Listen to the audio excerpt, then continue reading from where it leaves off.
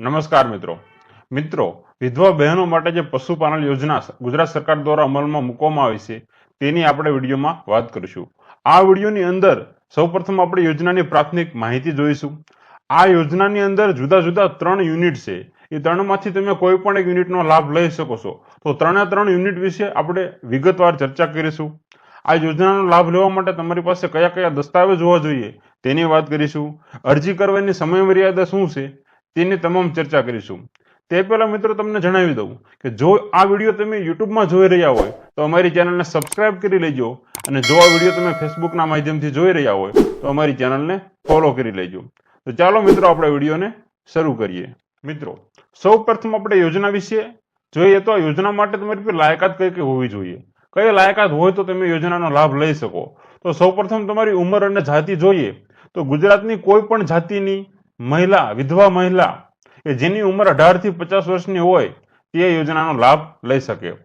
વાર્ષિક મર્યાદાની વાત કરીએ તો આ યોજનામાં 3 યુનિટ છે, પણ તમે એક વર્ષની અંદર ફક્ત એક જ યુનિટ માટે અરજી કરી શકો અને એક જ યુનિટનો લાભ લઈ શકો।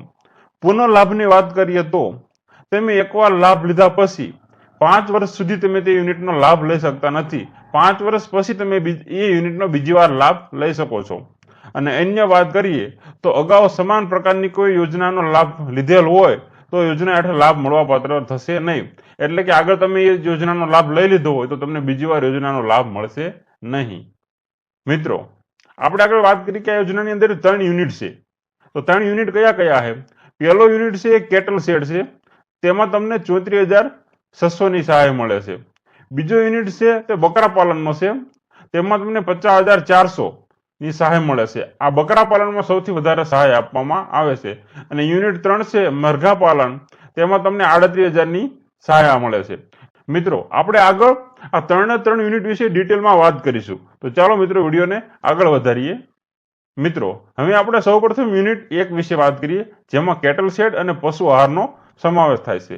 મિત્રો યુનિટ 1 માં કેટલ શેડ માટે તમને 30,000 રૂપિયા સહાય આપવામાં આવે છે। એટલે કે આવું તમારે પશુને છાંયો કરવા માટે જે છાપરું બનાવવું પડે તેની માટે 30,000 ની સહાય કરવામાં આવે છે। અને પશુ માટે જે ખાણ હોય, ખાણદાણ કે જે પશુને ચારા સાથે આપવામાં આવે છે જેનાથી દૂધમાં વધારો થાય, ઘીમાં વધારો થાય, એના માટે 150 કિલોગ્રામ મળે છે, તેને લેખે 4,000 રૂપિયા મળે છે। અને બિયારણ કીટ, એટલે કે તમારે ખેતીવાડી હોય તો પશુચારાનું જે બિયારણ હોય, બિયારણની કીટ લેખે તમને 600 રૂપિયા આપવામાં આવે છે। એમ ટોટલ 34,600 રૂપિયા યોજના હેઠળ આપવામાં આવે છે।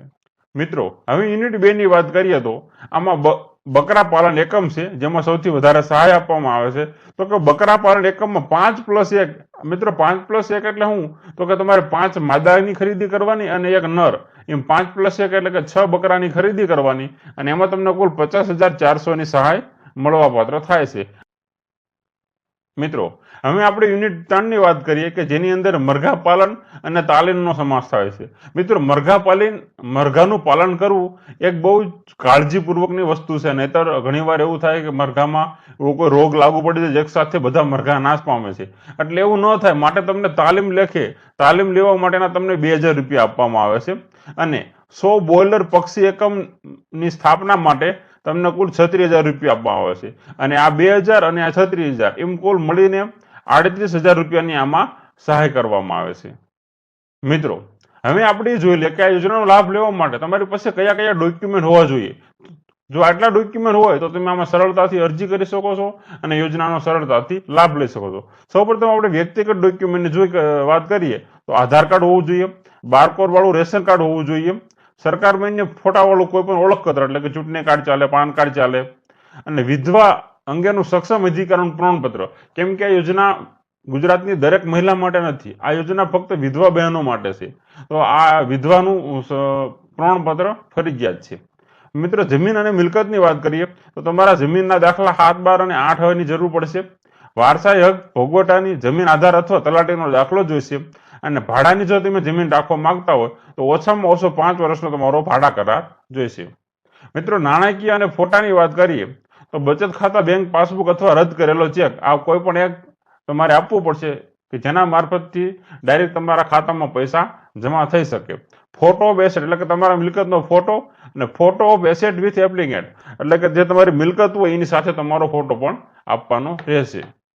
મિત્રો, હવે આપણે અરજીની સમય મર્યાદાની વાત કરીએ તો અરજી કરવાની શરૂઆત 1 મે 2026ના રોજથી થઈ ચૂકી છે અને તમે 31 મે 2026 સુધી આની અંદર અરજી કરી શકો છો. તો મિત્રો, જો પણ તમારે અરજી કરવાની બાકી હોય તો 31 મે 2026 પહેલા તમારે ઓનલાઈન અરજી કરી દેવી. મિત્રો, આ યોજના વિધવા બહેનો માટે છે. જો તમારા પરિચયમાં કોઈ વિધવા બહેન હોય તો ચોક્કસ આ યોજના વિશે તેમને માહિતી આપજો, આ વિડીયો તેમને શેર કરજો.